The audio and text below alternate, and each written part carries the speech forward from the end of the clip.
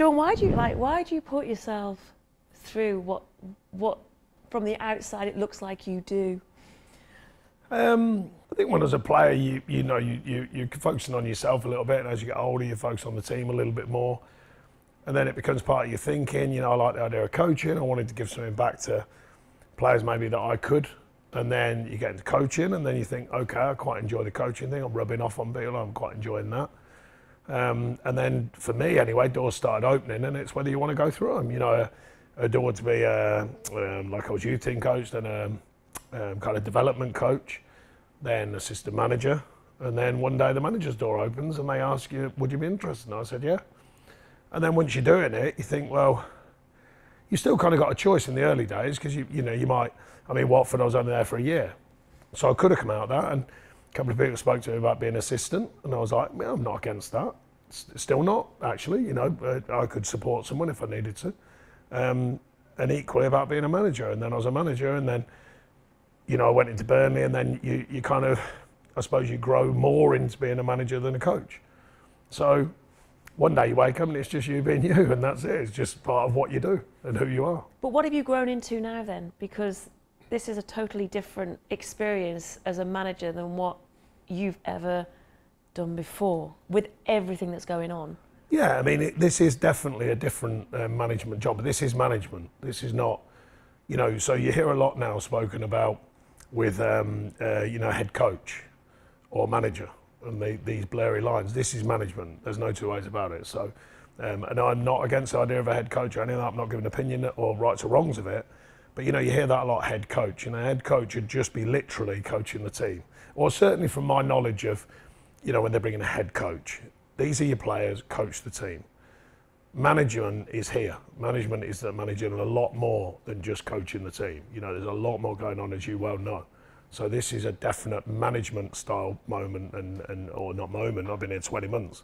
It's been management from the first day I walked in, and it still is now. Another tool that I know that you use is bringing other managers from other sports into your workplace, as you called it earlier, and the benefits that can have just on you and the players themselves as well. Well, they sometimes ask, you know... Eddie Jones. You know, yeah, Eddie's a great guy, and the lads from Sarries have been up here and stuff like that. Rhiannon Williams is in with us today from the Welsh FA, you know, so she's in with us today. And some people ask, they just ring up, and I used to, you know, and some people are more open than others. I met with some managers this week, actually, and with leaders in sport, and you know, you don't get that time now. We used to go in the room afterwards, and we were discussing that in their meetings, you could get little golden nuggets from older, wiser managers. You know, or managers that might just make you feel, I mean, as it's relevant to the time, I'll give you an example while I'm on this monologue.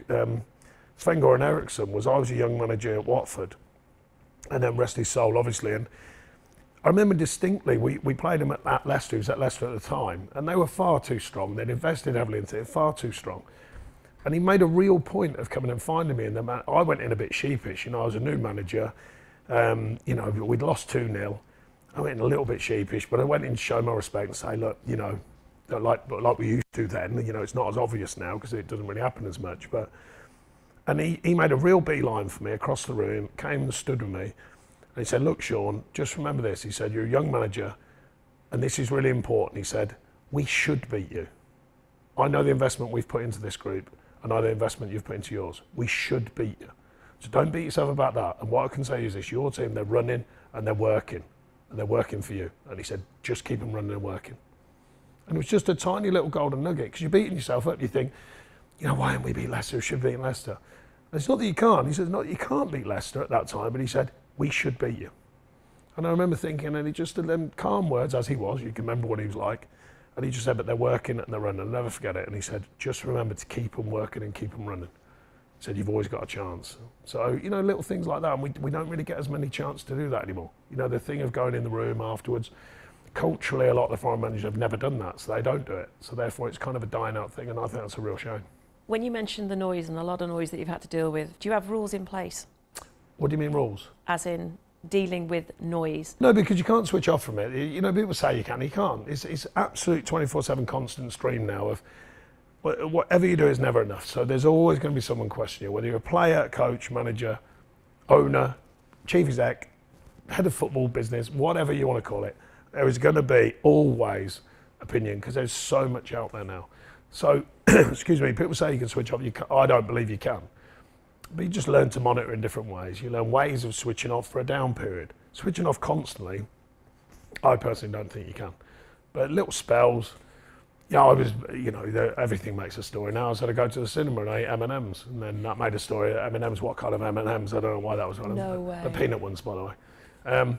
And then I do switch off because I like films. I've always liked films. I go to gigs, as you know, and I like gigs because you can switch off because you should be, in theory, at a good gig. You're getting lost in that moment, you know, not your moment. You're just concentrating on that. You're not going to be the one with the smartphone, though, are you, recording it all? It's highly unlikely. I do for my kids, though. I do for my kids. If they ask, I do, but I do just a little snapshot.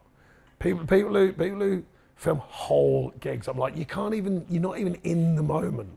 That was a Green Day story. Green Day stopped the gig and just went, you're not with me. He said, put your phones down. He said, just put your phones down. You're not with me. You're not going to remember it with the feeling that I'm trying to portray to you, I'm giving to you. So he used a different word. There's a couple of different words. I know, I was at that gig. Right, he said, put your phones down. And I thought, yeah, I thought it's fair play. Did you get Oasis tickets sorted? There's a chance I'll get them.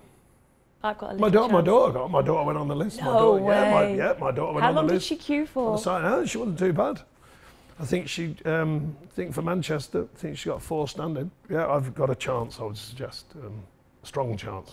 Very strong So chance. Look at the smile. A reasonably strong chance, I would suggest. Somewhere along the line.